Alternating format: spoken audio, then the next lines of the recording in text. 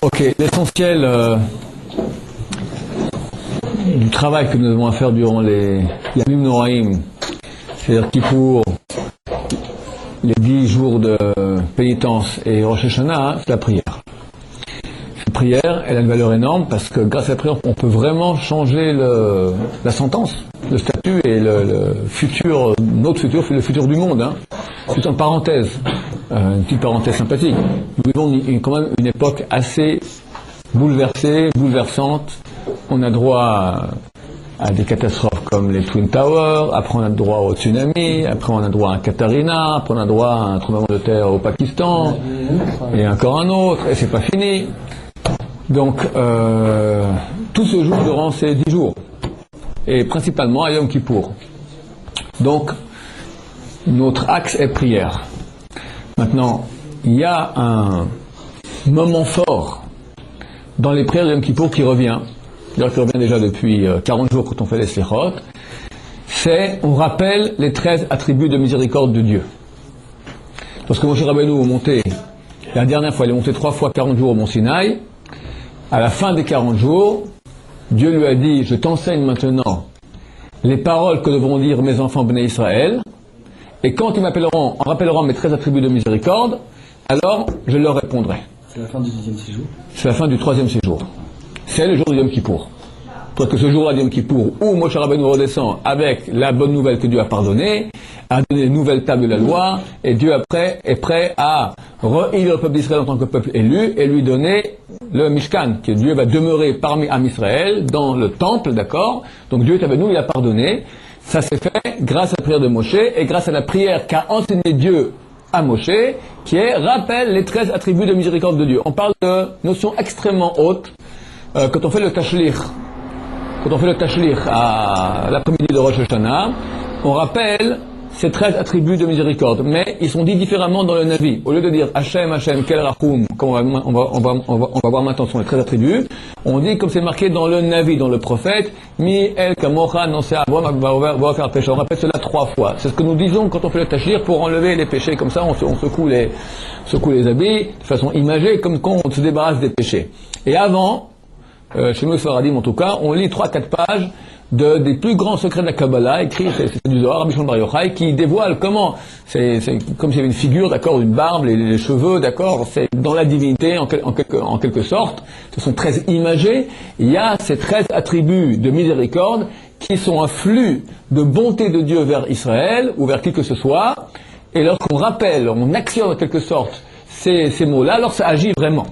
Un point tel, c'est marqué ici, le Rabbeinu Bachaya, un contemporain du Ramban, un des grands Rishonim, nous dit que celui qui comprend ce que c'est que les 13 attributs de miséricorde de Dieu, et qu'il prie avec intention, avec kavana, alors il est impossible que sa prière revienne vide. À moins qu'il y ait des péchés spéciaux, très durs, qui empêchent.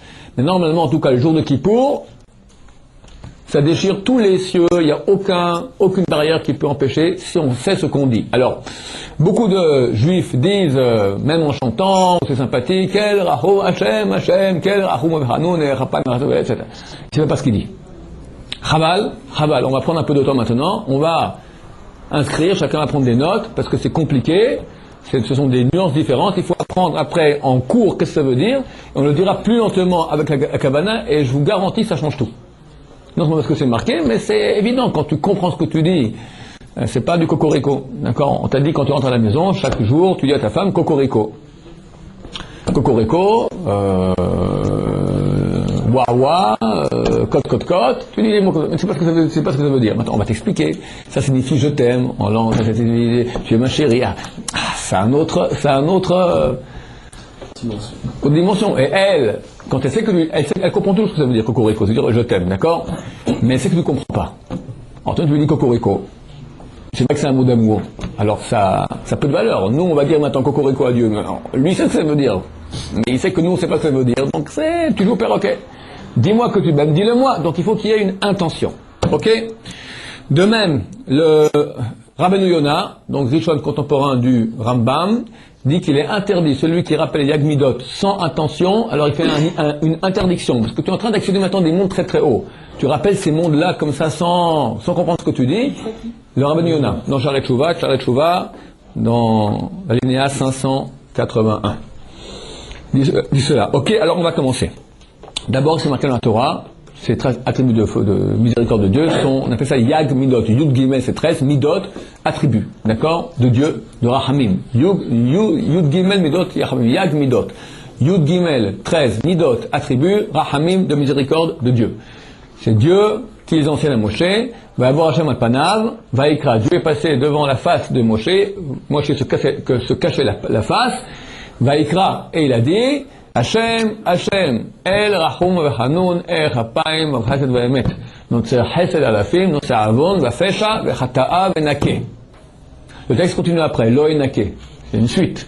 Mais ça s'arrête à Nake, c'est la 13e et dernier attribut de miséricorde. On va expliquer maintenant chacun. Alors les deux premiers. Hachem, Dieu, Dieu avant qu'on ait péché, Dieu après qu'on ait péché. On aurait pu croire qu'après qu'on ait péché, Dieu nous envoie balader, il ne veut plus nous voir. Non, il est le même Dieu qui nous aime toujours autant, bien qu'on ait péché devant lui. Si bien sûr, on fait tchouva. Si on ne fait pas tchouva, alors on est éloigné. Mais si on fait tchouva, on aurait pu dire, comme quelqu'un qui a péché envers son ami Rouven a fait du mal à Shimon, et après Rouven regrette, il demande à Shimon, pardon, excuse-moi. Shimon dit, ok, je t'excuse. Mais être copain comme on était avant, on ne peut plus être. Tu m'as fait une saloperie, une bonne saloperie, alors j'accepte, je te pardonne, donc nous on parle ensemble, mais l'amour qu'il y a eu entre nous comme avant, plus jamais. C'est impossible. Après ce que tu m'as fait, c'est pas possible. Dieu, c'est différent. Si on fait tchouva, alors il est le même Hachem après qu'il a été avant. Le même amour aussi inconditionnel du moment qu'on a fait tchouva. Les commentateurs de Roche posent la question, pourquoi on a besoin du premier Hachem? On a parlé un peu ce matin, je vais le répéter ici. Pourquoi on a besoin du premier Hachem? Je veux bien que tu me dises le deuxième Hachem, quand j'ai péché, que tu me dises maintenant que si j'ai fait tchouva, tu me pardonnes. Mais pourquoi Hachem avant que j'ai péché? J'ai besoin de miséricorde de Dieu avant que j'ai péché. C'est normal que Dieu, il soit miséricordieux avec moi. Je suis bien, il est bien avec moi, il n'y a aucun problème. Alors on répond, non, parce que Dieu voit en toi déjà les racines du péché. Il voit que tu as des mauvais traits de caractère, tu es un parfait voleur potentiel, tu pas encore volé, mais tu es un voleur potentiel, tu es un débauché potentiel, tu es un coléreux potentiel. Il faut encore que tu aies l'occasion, maintenant on va te mettre dans une situation où tu vas te mettre en colère, hop, là tu feras le péché. Mais avant, encore rien fait. Alors on aurait pu croire que Dieu maintenant, voyant en nous les mauvaises qualités, le mauvais caractère, déjà il va nous considérer de façon négative. On dit non, Hachem, il est miséricordieux parce qu'il regarde comme tu es au niveau du péché, pas au niveau du péché potentiel. D'où on apprend cela? De Ishmaël. Ishmaël, lorsqu'il est en train de mourir de soif, Hagar, sa mère, prie, Dieu lui dévoile une source d'eau pour qu'il ne meure pas de soif. Les anges viennent et disent, Dieu, je comprends pas. Tu sais très bien, dans quelques centaines d'années, les Ishmaélites, il y a une histoire lorsqu'on a été déporté en 586 avant l'ère chrétienne, les Ishmaélites sont venus et ils ont fait mourir les Juifs de soif. Sur la route de l'exil, ils étaient tout nus et ils étaient tous assoiffés. Et les Ishmaélites sont venus, les Arabes sont venus avec des outres pleines d'eau. Les Juifs ont cru qu'il y avait une bonne eau fraîche dans les outres, ils ont ouvert comme ça, ils ont mis dans la bouche et il y avait un courant d'air comme ça, de putréfaction qui est rentré dans leur ventre et ils ont éclaté tous, ils sont morts comme ça. Donc, les Ishmaélites, ces enfants d'Ishmaël maintenant, alors que tes enfants Bnei Israël vont crever de soif, ils vont pas leur donner une source d'eau comme tu es en train de faire maintenant. Au contraire, ils vont leur donner de l'air putréfié. Alors toi maintenant, tu vas donner à leur père. Leur père, c'est la racine. Si les Ishmaélites sont capables de faire de ça plus tard, c'est qu'ils ont la racine de ces Ishmaélites. Elle est déjà dans leur père. La racine du monde d'Ishmaël, c'est Ishmaël, le fils d'Abraham. Donc la racine négative, elle est en eux. Elle est en lui. Comment tu vas maintenant, il est en train de mourir de soif, tu lui donnes maintenant une source d'eau? Où est ta justice? Que répond Dieu? Dieu dit maintenant comment il est, tzaddik ou rachat? Répond les anges, il est tzaddik. Ok, Ba'asher Usham, c'est marqué dans le verset, je lui donne Ba'asher Usham, comme il est maintenant. Dieu, dans le premier attribut de miséricorde, c'est ça, le premier Hachem. Hachem, Dieu miséricordieux, il regarde l'homme tel qu'il est, sachant qu'il va faire des péchés demain, peu importe. On regarde sa situation actuelle. Premier Hachem, bien que Dieu sait qu'on va faire des péchés, il est miséricordieux. Deuxième Hachem, bien qu'il sait qu'on a fait des péchés, on a fait tchouva, il nous aime comme avant le péché. Quel, c'est le mot qu'on doit prononcer, El, le nom de Dieu. El signifie toujours une force très puissante.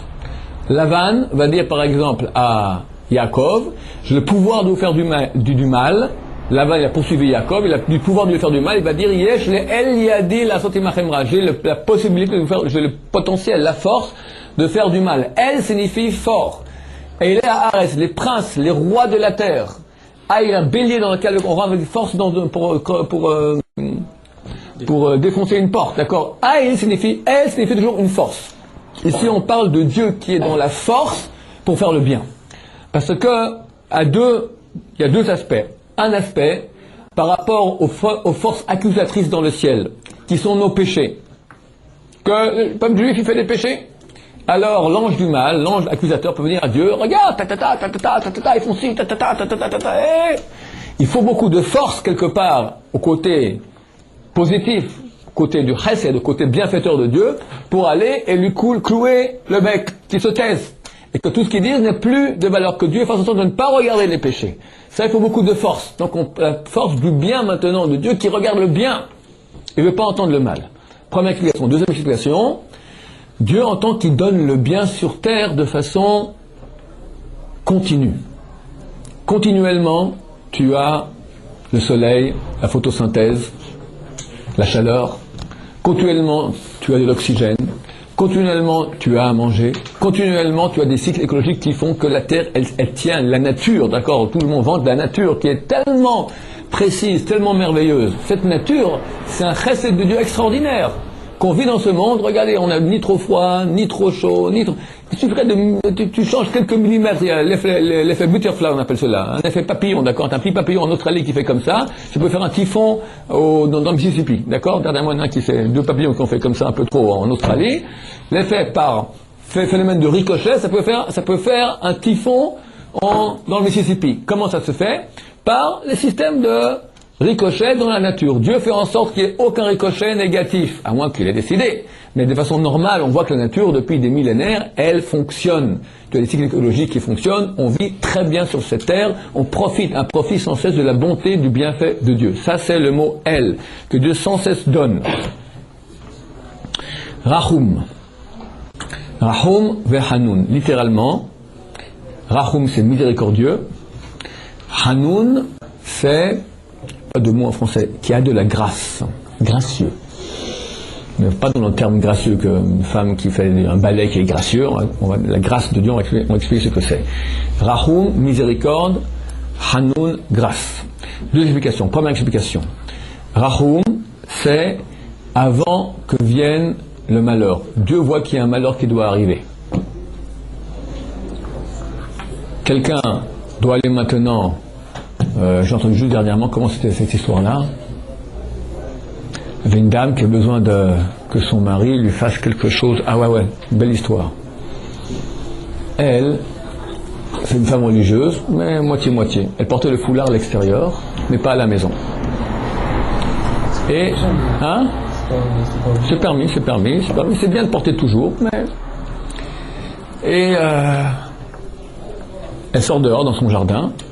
Et la porte se referme sur elle, claque à l'extérieur. Elle est dans son jardin, les cheveux non couverts. Donc pour rentrer chez elle, elle peut rentrer, mais elle doit sortir par l'extérieur, faire tout le tour du pâté de maison et rentrer par l'entrée. Elle appelle son mari, elle est dans la banlieue de New York, son mari, il travaille à Manhattan. Elle dit, écoute, j'ai un problème, viens me chercher parce que je suis dehors, dans le jardin, je suis bloqué pour sortir, pour passer dans la rue.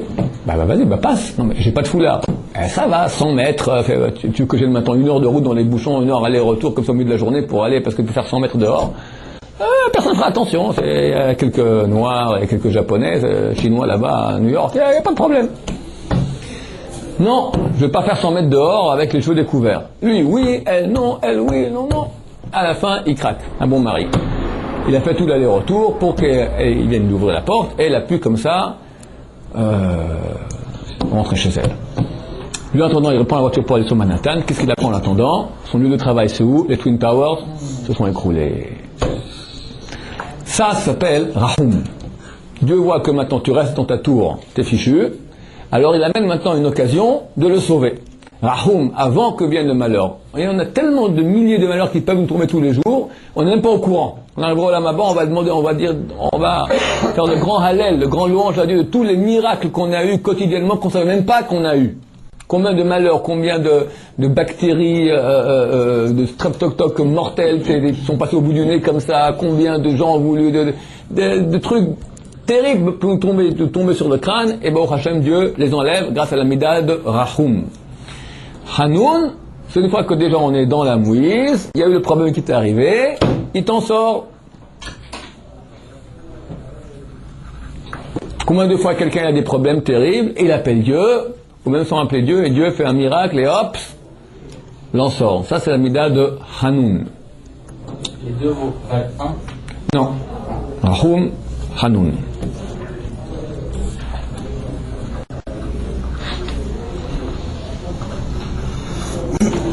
C'est l'autre la chanterina, alors, deuxième explication. Deuxième explication, Rahum, miséricorde. Miséricorde, c'est réveillé par quelqu'un qui réveille la miséricorde. Je vois un pauvre, misken, un pauvre, il réveille chez moi de la pitié.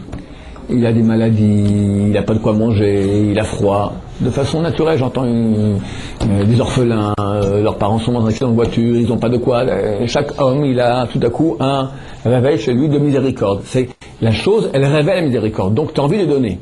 C'est pas une mida de Rahum, c'est quand tu es déjà dans les problèmes. Ça, c'est une mida de Rahum. Hanoun vient de la racine en hébreu Hinnam. Hinnam, c'est gratuit. Tu ne réveilles pas maintenant de miséricorde, tu vas très bien. Dieu te donne gratuitement. Quelqu'un qui réveille la pitié, c'est pas gratuit, il réveille la pitié. Vraiment, il fait pitié. Donc on lui donne. Ça, c'est une mida de Rahum. Hanoun, c'est qu'il donne gratuitement. Rahum, quand on réveille la pitié, tu nous donnes. Hanoun, même quand on ne fait pas pitié, et que quelque part on ne devrait pas recevoir, il nous donne gratuitement Hanoun. Oui. Pourquoi? Comment tu veux dire par un effet croisé?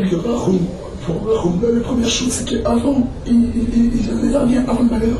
Oui, dans les deux explications, ouais, c'est deux explications. Avec Rahum, dans le deuxième Rahum, Dieu réveille une miséricorde, c'est-à-dire qu'il agit alors qu'il y a quelque chose. Oui, les deux explications sont, comme tu dis, croisées, c'est juste. Erech Apaim.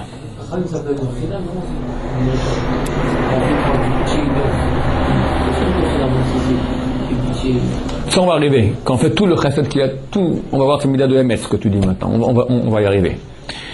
Erech Apaim. Erech Apaim, tout signifie en français, en hébreu, Erech Apaim français, patience. Il est patient. Patient. Patient de quoi? Quelqu'un fait une bêtise, normalement, il devrait couper tout de suite. Dieu est patient. Pourquoi il est patient? Ou pour le bien, ou pour le mal. Patient pour le bien, il attend qu'on fasse chouva. Il attend. Il fait toute la vie, il attend. Tu as fait des bêtises à l'âge de 20 ans, 25 ans, 30 ans, Dieu il est patient. Il attend que tu fasses chouva. Ça c'est Erech Apaim. C'est un seul? Alors il y en a qui disent, il y a une marloquette comment compter cela, il y en a qui disent que c'est deux. On va aller après le Hari. Rabbeinu Hari, il compte comme ça. Il compte que les deux premiers, Hachem, il compte pas. C'est le nom de Dieu lui-même. On ne compte pas.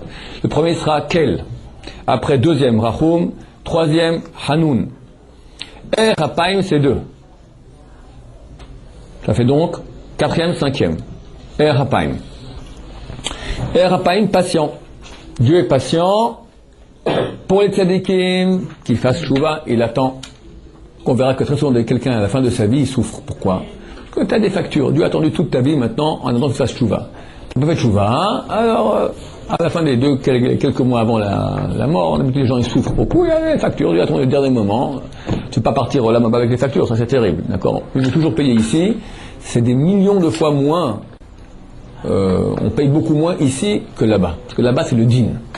Dans le monde supérieur, c'est le din, la justice de Dieu. Ici, on vit dans un monde de coton, d'accord, où on ne voit pas la justice de Dieu. Il y a beaucoup de rahamim.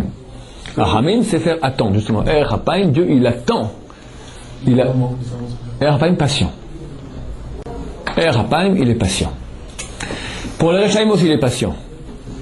Pourquoi on voit quelqu'un, une ordure?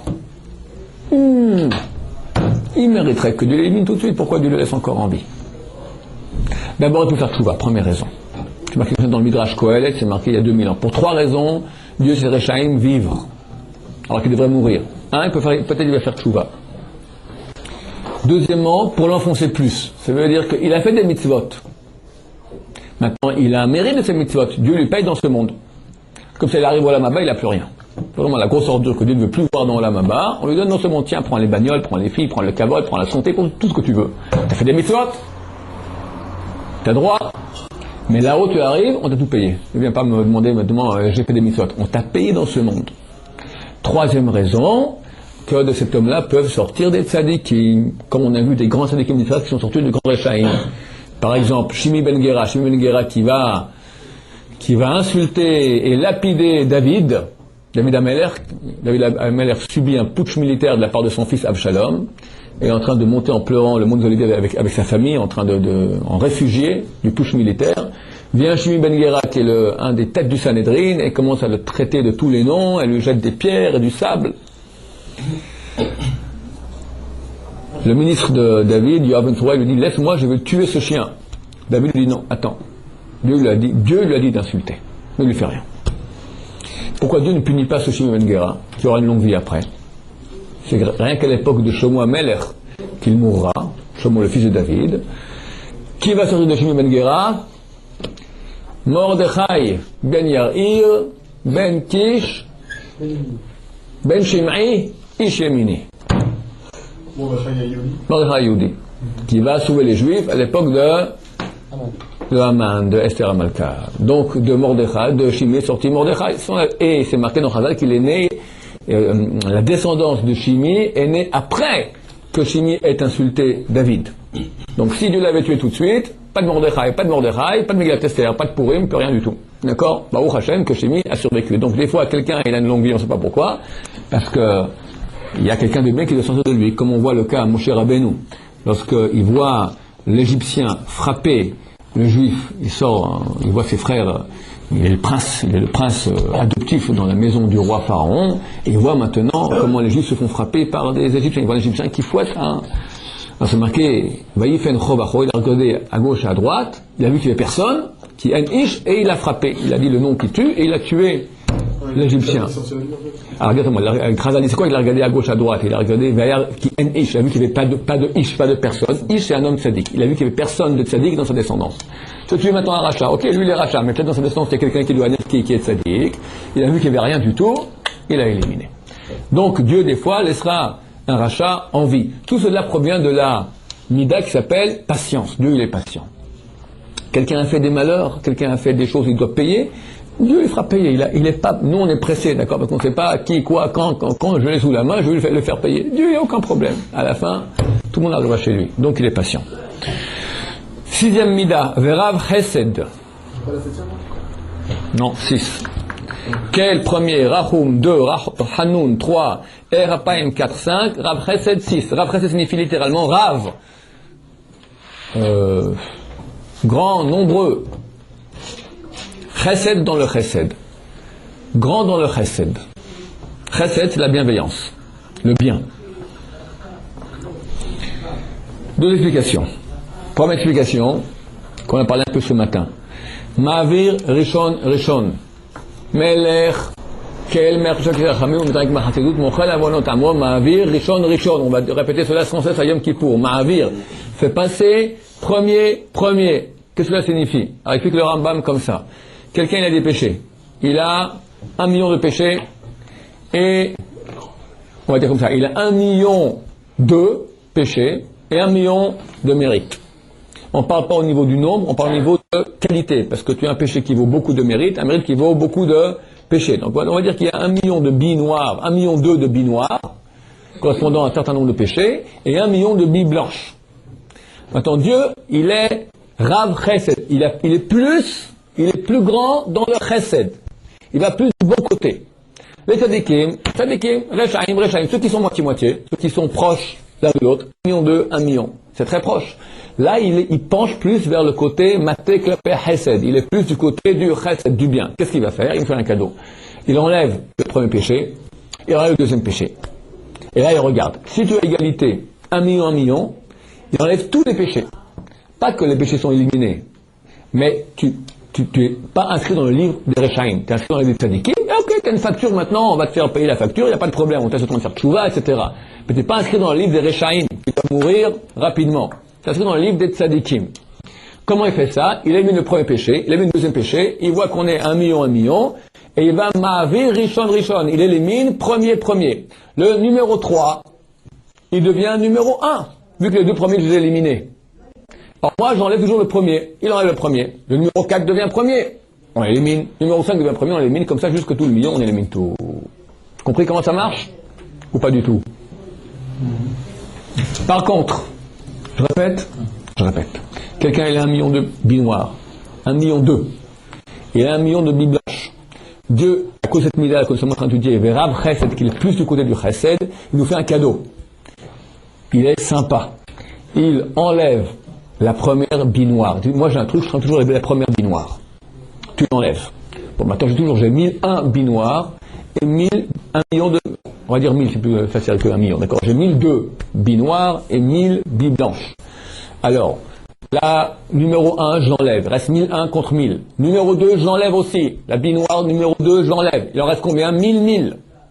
Quand c'est 1000, on devrait dire, ok, égalité, ben tu bouges pas d'où tu es. Non, Dieu, il va faire un truc sympa, il va continuer à enlever. Il enlève tous les premières billes. Les premières billes noires, ils enlèvent. Parce que la troisième devient première. Les deux premières, j'ai éliminées. Donc c'est qui maintenant? Le premier qui arrive, c'est la troisième.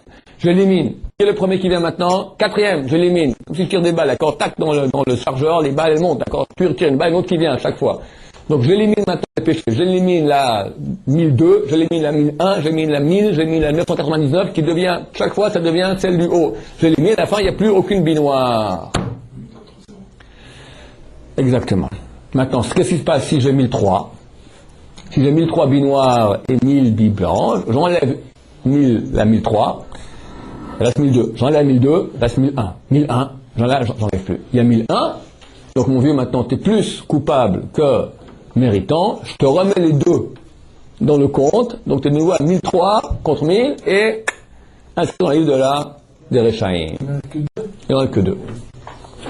C'est hyper compliqué, on ne sait jamais. On ne sait jamais, peu importe. Nous, on n'est pas censé voir les comptes du bon Dieu. Tu ne les connais pas, tu n'es pas secrétaire du bon Dieu. Mais Dieu, il sait. Il nous dit, écoute, c'est comme ça que ça marche. Qu'est-ce que ça change? Ça ne change rien du tout. Il dit 2. Et pour un public, si c'est une communauté entière, jusqu'à 3. Mais on ne sait pas lesquels. On ne sait pas lesquels. Hein? Ouais, on ne sait pas. Il fait le compte pour le mieux. Il est Rav Chesed. C'est sa première explication. Et ça, c'est pendant toute la journée de Yom Kippour. Ça c'est une mida qu'il a toujours Dieu. Maintenant, le jour de Yom Kippour, on va réveiller spécialement, un jour, on peut plus spécialement réveiller ces 13 attributs de miséricorde. Plus spécialement. Deuxième explication de ce Rav Chesed,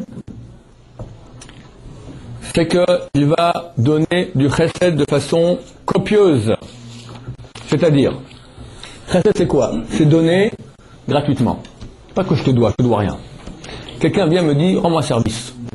Je suis gentil, je suis un bal chesed, je te rends service. Alors, il me demande, prête-moi ta voiture aujourd'hui. Bon, je la prête. Demain, il vient, tu peux me prêter la voiture encore aujourd'hui? Je suis très gentil, je la prête. Un troisième jour, tu peux me prêter la voiture? Il me paye rien, hein, c'est moi, il paye l'essence. Bon, je te prête la voiture une troisième fois, quatrième fois, tu peux me prêter la voiture? Cinquième fois, c'est une dixième fois. 3 mois, je lui dis, je suis gentil, il ne faut pas exagérer. Je te dois rien. Ça, je suis un bal chesed. Je ne suis pas Rav Chesed. Rav Chesed, c'est copieux. C'est sans limite. Dieu, il donne, mais sans limite. C'est pas qu'il va faire des comptes maintenant. Quand tu actionnes cette mida de Dieu, c'est il donne gratuitement, mais sans faire des comptes. Il donne, non-stop. Est-ce que ça veut dire qu'à ce moment-là, on peut demander vos forces? Vas-y, demande. C'est pas quand t'habites dans notre futur, c'est ce qu'il nous a. Ça n'a rien marché. Je sais pas comment vont les comptes. En tout cas, il a cette mida de donner. De donner alors qu'on ne mérite pas. Ve'emet. Emet, ça c'est le contraire. Emet, c'est-à-dire vrai. Vrai, c'est justice. C'est quoi dire? Vrai, c'est le 7e. 7. Ve'emet. C'est bien que vous disiez les comptes, parce que le Ben Ishraï dit que c'est bien de les compter quand on dit. Ah, oui. Alors Hachem, Kel, Rachum, Vachanoun, Rapaim, Vachesed, Ve'emet. 7. Ok? Emet, vrai. Vrai, c'est quoi? C'est qu'il ne doit pas. C'est une autre. Vous comprenez que pas toutes les méthodes sont les mêmes. Il y en a une qui est comme ci, une qui est comme ça. Elle peut des fois être contraire. C'est pas. Dieu n'a pas le même comportement pour chacun dans tous les cas de figure. Ça plus une autre qu'une autre. Donc la celle de Emet, elle dit comme ça. Elle dit, quelqu'un a fait des mitzvot. Dieu lui doit, pour les mitzvot qu'il a fait, c'est un des très actifs de foi de Maïmonide, Dieu paye pour les mitzvot et paye pour les averot. Donc quelqu'un a fait des mitzvot, Dieu doit lui donner. Regarde, je me suis esquinté pour toi, Dieu, j'ai fait ci, ça et ça et ça et ça. Magui Ali, ça me revient. Dieu, il est vrai et il te donne. Il est juste, il est droit, il te donne ce qui te revient. La question se pose, pourquoi ça rentre dans les 13 attributs de miséricorde de Dieu? C'est pas miséricorde, c'est justice. Normal, je l'ai fait. Ça me revient, c'est les règles du jeu. Toutes les règles du jeu sont miséricordieuses. Dieu te doit rien du tout. Parce qu'il fait une mitzvah, il te donne, il te doit. Tellement des mélétef. En contrepartie, il te donne des millions de milliards de mondes supérieurs de lumière pour l'éternité. Il te doit quelque chose, il ne doit rien du tout. Le fait que Dieu nous laisse faire une mitzvah et nous dit pour la mitzvah que tu fais, je te paye d'après une certaine justice, toute cette justice-là, elle est déjà juste dans le bien. C'est un grand chesed que Dieu nous fait. C'est comme si maintenant je veux rendre service à quelqu'un. Voilà. J'ai un ami, il est pauvre. Je lui donne $1000. $1000, il va jamais les prendre, il aura honte. Alors, je lui dis, écoute, viens, rends-moi service. Mon grenier, ça fait déjà 300 qu'il est sans dessus-dessous. C'est une semaine de travail. Tu me le ranges, je te donne $1000. Ça vaut $100 à ranger le grenier. Mais moi, je lui dis, écoute, pour moi, c'est un truc terrible. Ça prendra, je sais que t'es un type intelligent, tu vas le faire pour personne. J'ai de l'argent, je sais pas quoi en faire. Va, fais mon grenier, prends $1000 pour ça. Et je t'en supplie de le faire. Lui, il le fait. Il n'a pas reçu les $1000 avec honte. Il dit, alors, à la fin de 2 semaines, il vient, ok, les $1000 que tu m'as dit, ils sont où? Tu me les dois, c'est notre contrat. Je te les dois, mais entre nous, d'accord, ça il me le dit, ça je vais pas lui dire, mais c'est ce que Dieu nous dit, entre nous, toute la combine que j'ai faite, c'est pour un moyen de te donner. Dieu veut me donner, mais pas gratuitement, pour pas qu'on ait honte, pour pas que ce soit donné gratuitement, pour que je puisse dire, j'y ai droit, ça m'appartient, mais le fait que je puisse dire, ça m'appartient, ça aussi c'est un grand chesed que Dieu nous fait. Ça s'appelle la mida de Emet, il est juste, mais c'est aussi un chesed juste. Parce que maintenant vous avez compté, en fonction du comptage que RR a pas eu, c'est 2. Oui. Et vous avez expliqué que 1. Oui. Oui. Alors si tu veux, on peut dire la tzadikim vel reshaim, comme j'ai expliqué. Huitième, Notzer Chesed. Notzer Chesed. Notzer, c'est comme Shomer, il garde, se souvient. Il garde le Chesed. Quel Chesed il garde? Alors ça va avec la neuvième mida, que c'est la alafim. La alafim pour des milliers. Dieu garde le chesed pour des milliers de générations. C'est marqué dans le 3e des 10 commandements, dans le 3e des commandements. De ne pas rappeler le nom de Dieu en vain, parce que Dieu est un Dieu jaloux, pour qu'elle abonne et il ramène le péché sur 3 et 4 générations. 4 générations. Quelqu'un qui a fait un péché, ça peut, si les enfants continuent à faire le même péché, alors quelque part, la facture, elle va dans les 4 générations. Par contre, si on fait une mitzvah, alors le mérite de la mitzvah, il revient pour 500 fois plus. C'est marqué que le chesed de Dieu est 500 fois plus grand que la justice de Dieu. La justice, c'est 4 générations dans le mal. Pour le bien, 4 fois 500, combien ça fait? 2000. C'est la film. La film d'Alpaim. C'est le pluriel de 1 millier, c'est le minimum 2 milliers. 2 milliers de générations, combien ça fait? Si on prend 20 ans par génération, 40 000 ans. Donc c'est pour l'éternité. Parce que c'est Midat Chesed. Le Chesed, il est 500 fois plus fort que le Din. Donc pour le Din, il fait 4 générations. Pour le Chesed, il fait 500 fois plus. 500 fois 4, ça fait 2000. Ça c'est Chesed la alafim pour des milliers de générations. Des milliers, c'est 2 milliers. Ça peut être 3 ou 4, on ne sait pas. Donc c'est au moins 2. 2 milliers. 2000 générations, ça fait x 20 par génération. À l'âge de maintenant, on commence à avoir des enfants normalement. Ça fait pour 40 000 ans. Donc, le chesed que nos ancêtres ont fait, il est pour toujours. Ça, c'est Midat Chesed, Notzer Chesed. Notzer, comme je dis, c'est garder, mais c'est garder intact. On peut garder, la chose, elle se gâte. Garder intact, garder dans toute sa qualité, c'est Notzer, c'est hyper gardé. Notzer Chesed, il garde le Chesed qu'ont fait nos ancêtres, là, la film pour des milliers de générations. Et là, qui est le grand chesed que nous avons chez nos ancêtres? C'est surtout nos ancêtres Abraham, Yitzhak, Yaakov. D'abord, c'est pas que eux, c'est tous nos ancêtres.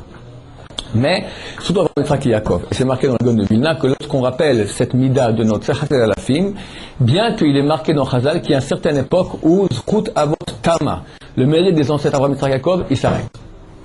Là, ils ont donné 100 ans, 200 ans, 500 ans, 1000 ans, 1500, 2000 ans. Au bout d'un moment, basta, le peuple d'Israël, il a épuisé le mérite. Ils étaient 3 personnes, ils ont bossé comme des dingues toute leur vie. Mais tu veux pas maintenant aller, c'est pas infini. Ok, mais pas comme Abraham, Yitzhak et Yaakov. D'autres sont venus. Ok, mais Abraham, Yitzhak et Yaakov, le mérite, c'est un grand mérite. Ça, c'est marqué que leur mérite est déjà épuisé, terminé. Quand tu vas et tu rappelles notre sœur Chesed Alafim, tu réveilles même ce mérite-là. Ça va me remonter, je vais réveiller le mérite même d'Abraham, Yitzhak et Yaakov. Notre sœur Chesed Alafim. Est-ce que de la même manière que maintenant on peut faire un erreur, je vais faire la même erreur, est-ce que pour moi, c'est pareil, je pense que la même chose. On n'a pas vu ça. On n'a pas vu ça. Preuve en est que tu vois très souvent quelqu'un qui est complètement out, hors de la plaque, qui fait tchouva. Pourquoi? Alors, le scapeur dit il y a 2 raisons. Ou lui-même a fait une mitzvah dans sa jeunesse, c'est plus mère cette mitzvah fait qu'il revient tchouva. Ou dans ses ancêtres, il a un grand tzaddik, un grand rabbin, qui pleure dans le ciel. J'ai fait de la Torah, regarde maintenant tous mes enfants, ils sont avec Christine. Il n'y a pas un qui va venir à Yeshiva en Israël, à Yeshua Yosef. Oui, t'as raison. Hop, on le prend, et hop, on l'envoie à Yeshiva. Ok? Notre Chesed là, elle a fait, c'était 8 et 9. 10, 11, 12. C'est 2, ouais, c'est 2. Notre Chesed, c'est 8, là, la fin, c'est 9. 10, 11, 12, Nosé Avon, Vafesha, Vechata'a. Nosé Avon, qui supporte, qui porte. Nosé, c'est porter, supporter. Avon, le péché. Pécha, le péché. Chata'a, le péché. 3 sortes de péchés. On va expliquer chacun qu'est-ce qu'il est. D'abord, c'est quoi supporter?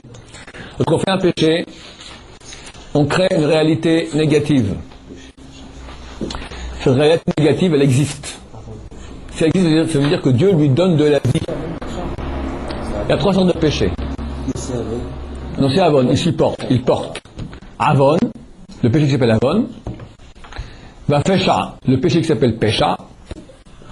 Du mot péché en français, Pécha. Vechata'a, c'est chet. Chet, c'est faute en bon français, d'accord? Et la faute. Supporte le péché et la faute. C'est quoi supporter?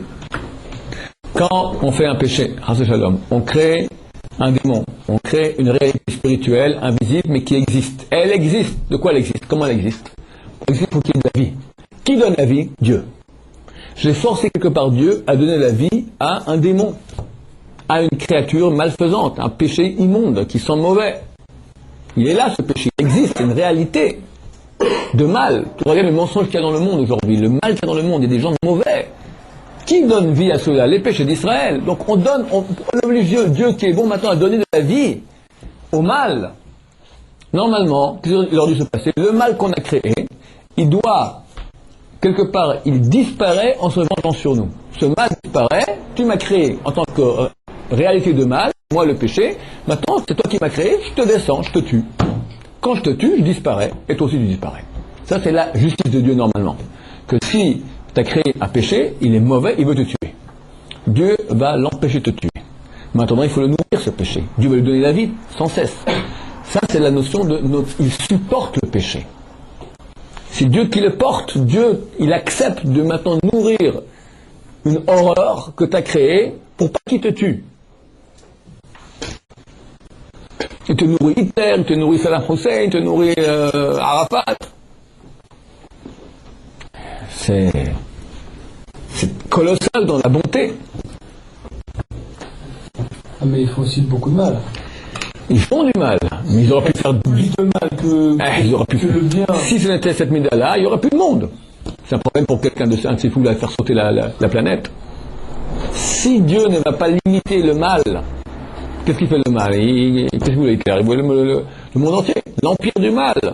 Un Reich de 1000 ans, un royaume de 1000 ans, éternel dans le mal. Et oui, mon cher ami. Vechata'a. Alors, c'est Avon. Avon, c'est un péché qu'on a fait de façon volontaire. On sait que c'est interdit, et on pêche quand même. Je ne peux pas me retenir. C'est interdit! Je ne peux pas me retenir. Péché. Ça, c'est Avon. Pécha, c'est en révolte contre Dieu. Non seulement que tu sais, mais tu fais exprès. Exprès, Nakim. Tu as 2 morceaux de viande, un kasher, un taref, les 2 ont le même goût, les 2 ont le même prix, tu prends exprès le taref, rien que pour montrer que tu es contre. Première explication. Deuxième explication de pécha, les 2 sont vrais, c'est quand tu fais un péché même pas exprès, et tu sais que c'est interdit, mais tu le fais de façon suivie, continue, comme si tu l'as éliminé de la Torah, comme une croix dessus. Ça n'existe pas. Ça s'appelle un pécha. Pas exprès. Quelqu'un, je sais pas moi, Shabbat. C'est interdit. Mais Shabbat n'existe plus pour lui. Moi, je roule en voiture Shabbat, je dois aller voir mes beaux-parents. Ah, comme ça. Si une fois, 2 fois, c'est encore dans la limite de Avon. Mais si ça commence à devenir une chose qui est habituelle, c'est comme ça qu'on fait. Donc c'est Prikat Ol, on appelle ça Prikat Ol, tu te défais du joug divin. Dieu, pour ce sujet-là, je fais ce que je veux moi et pas comme tu veux toi. Pourquoi on dit qu'on a décidé de faire ça alors que c'est une faute? Pour faire la même chose, on est désensibilisé par rapport à cette faute. La première fois que je fais pas Shabbat, oui. On a l'impression qu'il y a un travail. C'est juste. Mais au bout de 10 fois, je ne ressens pas. C'est vrai. Alors pourquoi on ne prend pas une fois? C'est marqué dans la voie, quelqu'un veut aller, là-bas on le mène. T'es libre. C'est marqué, celui qui veut se purifier, on l'aide. Celui qui veut s'impurifier, on lui ouvre la porte. On va pas te pousser. Mais tu veux y aller, tu peux y aller. Maintenant, quand on s'impurifie, ça te désensibilise. C'est comme ça que ça marche. On va pas te pousser. On va te pousser à monter. Dieu va aider à monter. Mais tu veux t'enfoncer, on te laisse t'enfoncer. Quand tu t'enfonces, tu t'enfonces. C'est ça la touma, que tu deviens insensible. Vous avez dit que quand on fait une faute, il y a un esprit de joie qui nous entraîne vers la faute. On laisse les tous vers la faute. Ouais, mais qui t'a dit le premier On vous a dit on nous ouvre la porte, mais on ne pousse pas. Mais même la faute, on Avant.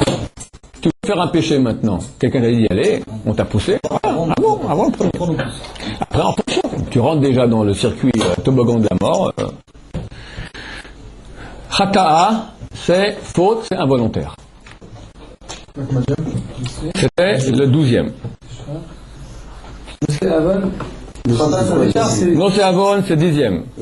La Fécha, non, c'est qui supporte, qui se porte. Il supporte, il nourrit. Le Avon. La Fécha, c'était 11. La Fécha. Le Khata'a, 12. 12 péchés involontaires. Et on finit avec le 13e, parce qu'on doit les prier. Venake. Il nettoie. Pour ceux qui font tchouva, et uniquement pour ceux qui font tchouva, il nettoie la faute.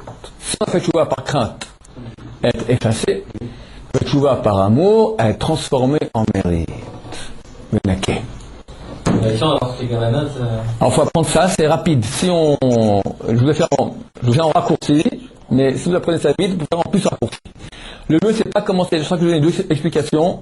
N'en prenez pas les 2, parce que là, comment vous embrouillez, vous en prenez une. C'est certainement valable d'après un avis. Vous avez quoi sur le Teshuvah? Venake, qui nettoie la faute. Les fautes. Si on a fait tchouva dessus. Si on a fait tchouva. La suite du verset qu'on ne dit pas, Loïrake. Et il ne nettoiera pas ceux qui n'ont pas fait tchouva. Ça, on ne rappelle pas. Toutes les fautes sont réparables par tchouva, et si c'est tchouva de crainte, c'est effacé. Si c'est tchouva d'amour, c'est transformé en mérite. Donc plus on s'est enfoncé, tu as fait plus une grosse bêtise, plus tu as un grand maintenant un géant de bien. Pardon? Pourquoi tu vas par amour? Par amour. La femme te dit, descends les ordures. Pourquoi tu descends les ordures? Parce que tu sais que si tu descends pas, elle va sortir le rouleau à pâtisserie. Oh, ça c'est par crainte. Ouais, dis, non, ma femme, toi, tu vas descendre les ordures? Mais avec plaisir, chérie, mais quel bonheur de te rendre service, qu'est-ce que je t'aime? Oh, tu descends les ordures, c'est la façon de faire. Baou Radonai, le Ramamanu Amen.